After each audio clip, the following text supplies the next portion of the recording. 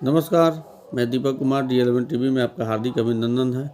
मैं आपको एक ऐसे शख्स से मिलाऊंगा जिनकी KYP सेंटर सारण जिला में 1 नंबर स्थान प्राप्त किया है, जिसका नाम है परसा में संचालित होता है, जिसका नाम है इंटेलस के निदेशक डॉक्टर विश्वकर्मा शर्मा से आपको खास बातचीत हम कराएंगे, जिसमें आप सुनिएगा, देखिएगा कि क्या रहस्य रहा है। जो कि नंबर 1 पूरे सारण जिला में लगभग 99 KYP सेंटर चलते हैं, जिसमें से नंबर 1 स्थान प्राप्त करने वाला इंटेलस सेंटर है, जिसका निर्देशक डॉक्टर विश्वकर्मा शर्मा है, जिनसे खास चीज़ बातचीत होगी। आपको बता दें कि ये वर्ष 2016-15 में स्थापित हुई थी, जब मुख्यमंत्री का ड्रीम प्रोजेक्ट जो है 7 निश्चय योजना के अंतर्गत ये शुरू किया गया था। उस समय बिहार का सबसे पहला केंद्र इंटेलस के नाम से परसा में संचालित हो रहा था। उस समय से आज 1 नंबर स्थान प्राप्त हो गया है। इसका सक्सेस का क्या रहस्य है, आपको इसका निदेशक डॉक्टर विश्वकर्मा शर्मा से आपको मुलाकात करेंगे। देखिएगा आप इनकी एक खास बातचीत का रिपोर्ट। नंबर 1 KYP के लिए चयनित हुआ है, उसके लिए सम्मानित किया गया है DM सर द्वारा। क्या कहना चाहिएगा इस संबंध में? धन्यवाद दीपक जी। सबसे पहले तो एक बात मैं बोलना चाहूँगा कि आज परसावासियों के लिए गर्व की बात है कि सारण के, हालांकि हमारा बिहार सरकार के यहाँ से नंबर 1 है, बट सारण के 99 सेंटर में से इस सेंटर को चयनित करना एक बहुत बड़ी बात है कि ये नंबर 1 है। हालांकि हम नंबर 1 DM साहब के जो उनका स्टेटमेंट है, उस स्टेटमेंट के हिसाब से जब उन्होंने आदेश किया कि जांच किया जाए, सर्वे किया जाए कि जो क्राइटेरिया हमने दिया है उस क्राइटेरिया पे कौन ऐसा सेंटर है जो फुलफिल है। जब उनके पास रिपोर्ट सौंपा गया तो DM साहब खुद ही आश्चर्य कर रहे थे कि ऐसा नहीं हो सकता, हम जितना क्राइटेरिया दिए थे उस क्राइटेरिया को फुलफिल करने के बाद बहुत सारे ऐसे चीज़ें जो एडिशनल है। तो सबसे पहले तो मैं धन्यवाद दूंगा आप लोग को, मीडिया बंधुओं को, जिन्होंने इस चीज़ को मुझे हमेशा सपोर्ट किया है, और साथ में यहाँ के जो आसपास के जो बच्चे हैं उनको भी हम चाहेंगे कि उनको चाहेंगे क्या, वो इस चीज़ के लिए पात्र है कि उनको मुबारक दिया जाए कि वो जहाँ पे पढ़ेंगे वो नंबर 1 सेंटर होगा, जिसका नाम है इंटेलस। यार, बिहार का मुख्यमंत्री जो थे नीतीश कुमार जी का 7 निश्चय योजना का सबसे बड़ा ड्रीम प्रोजेक्ट था KYP जो था कुशल युवा केंद्र खोलने के लिए, जो बिहार में सर्वप्रथम आपका केंद्र खुला इंटेलस के नाम से। उस समय से आप लगातार मुकाम हासिल करते जा रहे हैं। इसके पूर्व में भी कई ऐसे पुरस्कार आपको मिले हुए हैं, इस संबंध में सर क्या करना चाहिए? हाँ, धन्यवाद। सही बात तो ये है कि जब 2016 के बाद जब हमारे सेंटर ने सेटअप हुआ, तब से अभी तक में बिहार के सबसे अधिक बच्चों को ट्रेनिंग देने वाले सेंटर हैं हम। साथ में आज भी हमारा इंटेक तो सबसे ज़्यादा में से एक है ही, लेकिन सबसे बड़ी बात है कि इस बार जो एडमिशन मैंने लिया, हमारे पोर्टल में 337 थे, जबकि एक्चुअल में हमारे पास 550 से 650 स्टूडेंट हमारे यहाँ इनरोल हुए थे, जो बिहार में ऐतिहासिक है। बिहार में किसी भी सेंटर पे ऐसा नहीं हुआ। इसके पीछे कारण है हमारे पास जो जितने भी बच्चे हैं, जो लर्नर फैसिलिटेटर हैं, जो कोऑर्डिनेटर हैं, वो सब PhD स्कॉलर हैं, MBA हैं। हमारे काउंसलर से लेकर हमारे लर्नर फैसिलिटेटर तक कम से कम कोई है तो पोस्ट ग्रेजुएट्स हैं। हमारा टीम पढ़े लिखों का टीम है, और वो पूरी तरह से बच्चों को स्किल डेवलपमेंट के लिए अपना पूरा एनर्जी लगाते हैं। यंग टीम है, और इसके चलते हमको पिछले साल भी पटना में कुशल युवा प्रोग्राम दिवस हम लोग मनाते हैं 16 दिसंबर को। उस दिन हमको सम्मानित किया गया था ऑनर एसोसिएशन के द्वारा पटना में। और ये सम्मान हमारा नहीं है, ये सम्मान पूरे परसा के लिए, पूरे बिहार के लिए, पूरे सारण और बिहार के लिए भी बहुत ही महत्वपूर्ण है, क्योंकि ये जो टीम काम कर रही है हमारे साथ, वो टीम बिना थके, बिना रुके, सुबह 6 बजे से लेके 8:30 बजे रात तक एकदम बच्चों को ट्रेनिंग में देने में लिप्त है। सर, अभी तक कितने छात्र छात्राओं को आपके इंटेलस के स्थापना के समय से प्रशिक्षण युवा कुशल वाला दिया जा चुका होगा? अगर हम टेंटेटिवली बोलें तो टोटल 2000 के आसपास बच्चों को ट्रेनिंग मिल चुके हैं यहाँ से। और बहुत खुशी होगी कि उसमें से लगभग 70% ऐसे बच्चे हैं जो लड़कियां हैं, जिनके बैकग्राउंड बहुत कमज़ोर हैं, उन्हीं को ट्रेनिंग मिलता है। गांव में जो बच्चे हमारे यहाँ जो बच्चे आते हैं वो बच्चे पढ़ते हैं।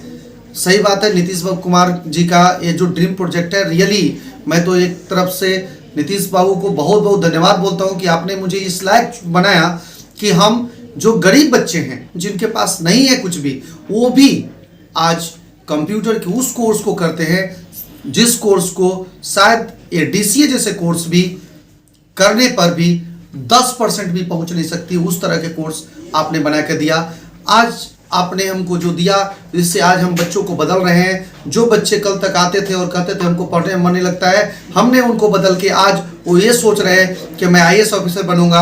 आज बच्चे जाके एयरफोर्स में ज्वाइन कर रहे हैं, यहाँ से JNU जा रहे हैं, यहाँ से IPLU जा रहे हैं, और ये सब KYP के चलते हो रहे हैं। इसलिए मुझे लगता है कि 70% लड़कियां हैं, और जो हमारे नीतीश बाबू के सपना भी रही है, मुख्यमंत्री जी के सपना भी रही है कि हमारे यहाँ के लड़कियां जो हो सशक्त बने, और हो रहे हैं। सर, प्रशिक्षण केंद्र में किन किन बिंदुओं पर छात्र छात्राओं को खास करके फोकस दिया जाता है? ऐसा भी माना जाता है कि KYP करने के अलावे भी आपके माध्यम से आपके टीचर द्वारा जो है बच्चों को अतिरिक्त प्रशिक्षण दिए जाते हैं। इस संबंध में क्या बताना चाहिए? धन्यवाद। सही बात है कि KYP जो है उसमें कंप्यूटर लैंग्वेज, और सबसे जो इम्पोर्टेंट है वो जो हम देते हैं वो सॉफ्ट स्किल है, जिसको लाइफ स्किल कहते हैं, जीवन शैली। उनका पूरी तरह से ये चीज़ करना कि वो जो रॉ हैं, जो कच्चे हैं, जो मैट्रिक, इंटर और ग्रेजुएशन में पढ़ रहे हैं, लेकिन उनको ये पता नहीं है कि उनको जीवन में क्या करना चाहिए। हमारा पूरा टीम इस काम में जरूर लगता है, इस सिलेबस के अलावा, कि उनको कल होके क्या कर सकते हैं। और इसका बदलाव आपको देखने के लिए मिलेगा कि परसा जैसे जगह में एक सुदूर गंडक के सुदूर इलाका में होने के बाद भी, दूर होने के बाद भी, जहाँ पे अभी डेवलपमेंट जितना हम सोचते हैं उतना शायद ना हो, लेकिन हमारे यहाँ की युवा अब सोचने लगे हैं कि मुझे IAS ऑफिसर बनना है, मुझे एक अच्छा मैनेजमेंट गुरु बनना है, मुझे एक अच्छा साइंटिस्ट बनना है, डॉक्टर बनने हैं। ये सब सोचने लगे हैं। हमारा टीम इस काम को जरूर करता है, प्रॉपर काउंसलिंग करता है, एक एक बच्चों से बात करता है, और उनको कोशिश करता है कि वो जिस लायक हैं उस लायक तक पहुंचाया जाए।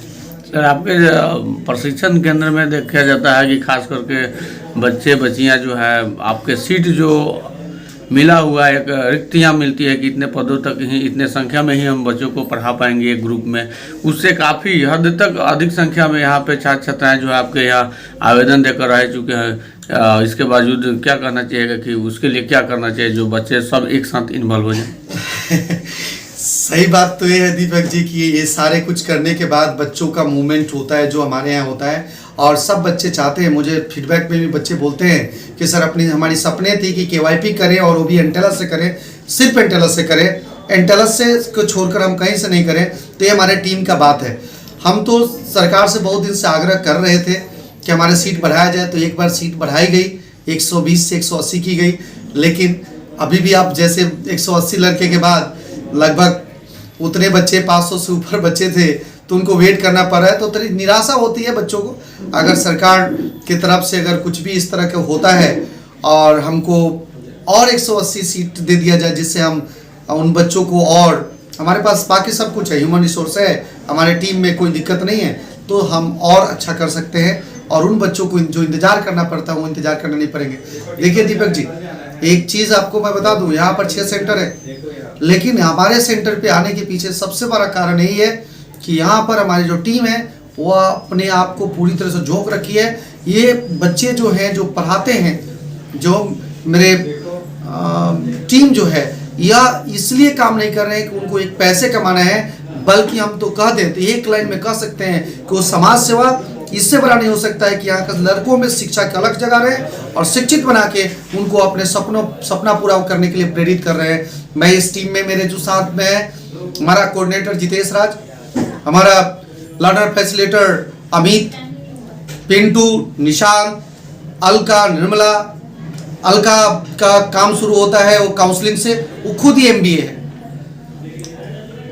सारे के सारे लोग इस चीज को लगा रहे हैं, जबकि लोगों को सपना होता है कि पढ़ाई करके हम बाहर जाकर पैसे कमाएं। लेकिन धन्यवाद, मुख्यमंत्री जी, आपने इन बच्चों को एक समाज सेवी बना दिया और ये परसा के समाज के लिए ये कर रहे हैं। मैं तो इन बच्चों को भी के लिए भी बहुत बहुत इनको धन्यवाद देता हूँ कि ऐसे मुझे मिले जो मेरे साथ दे रहे हैं कि यहाँ के लोगों को कैसे आगे ले जाना है, यहाँ के बच्चों को कैसे आगे ले जाना है। धन्यवाद। एक खास और प्रश्न सर मैं आपसे पूछना चाहूँगा कि खास करके 2-3 बच्चे बच्चियाँ जो आपके स्टूडेंट जो यहाँ पे सेंटर पर आए हुए थे उनसे बातचीत हुई तो उनसे पूछा कि आखिर आप यहाँ क्यों प्रशिक्षण लेने थे। प्रशिक्षण केंद्र काफ़ी दूर से, मतलब कि 15 किलोमीटर दूर से साइकिल चलाकर मॉर्निंग में आना और यहाँ पे प्रशिक्षण लेना, तो आखिर वो ऐसा भी बताया जा रहा था कि यहाँ से हम प्रशिक्षण लेकर जाते हैं तो हमारी इंग्लिश जो है लैंग्वेज काफ़ी हद तक अच्छी हो जाती है, कहीं ना कहीं हम लोग आत्मनिर्भर बन जाते हैं और कहीं ना कहीं सेटिंग होते हैं। आखिर सर क्या ऐसा रहा होगा कि जिसके चलते बच्चे 15 किलोमीटर दूर, यानी उसके घर के समीप में ही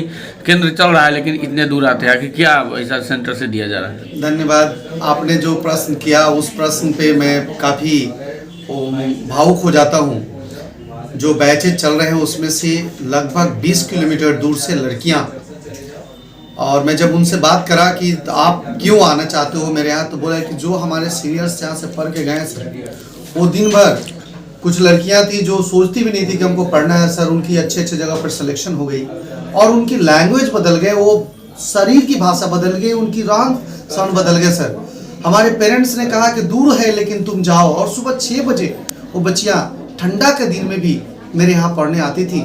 जैसे कि यहाँ से अगर देखें तो कटसा से आगे चले जाइए, वहाँ से शीतलपुर से आगे से, परसावना से भी आगे से, ऐसे ऐसे दूर से बच्चे आते हैं और उनका ये कहना है कि चूंकि यहाँ से पहले से जो पढ़ के गए हैं वो बदल गए हैं, जो कुछ नहीं करना चाहते वो आज कुछ बन गए हैं, इसलिए वो भाग के आते हैं। और इसके लिए फिर मैं बोलूँगा कि आप लोग जो ये करते हैं उसका एनर्जी, और मुझे जब ये बच्चे बदलते हैं और फीडबैक देते हैं, मुझे लास्ट में मुझे याद है बहुत भावुक हो जाता हूँ। एक बच्ची से मैंने पूछा, बेटा तुमने 3 महीने के कोर्स करने पर क्या बदलाव हुआ? बोला कि सर एक बदलाव हुआ जो मेरा, वो सुन लीजिए, मेरे पेरेंट्स कहते थे कि तुम बेटी है तुमको नहीं पढ़ाएंगे, नहीं पढ़ने दे रहे थे, तो कैसे कैसे KYP में आए थे। अब वो पेरेंट्स मुझे कह रहे हैं कि तुम घर पर नहीं बैठेगी, तुमको जितना पढ़ना पढ़ो, जमीन बेचना पड़ेगा तो बेचेंगे लेकिन अब पढ़ाएंगे। ये मेरे को सुनकर शी वाज क्राइंग, रो रही थी और मैं भी रो रहा था कि ये KYP है, ये हमारे बच्चों के काबिलियत है कि ऐसे ट्रेनिंग दे दी है बच्चों को। आपने बहुत सारे समय हमारे चैनल के लिए दिया, इसके लिए बहुत बहुत धन्यवाद सर। धन्यवाद।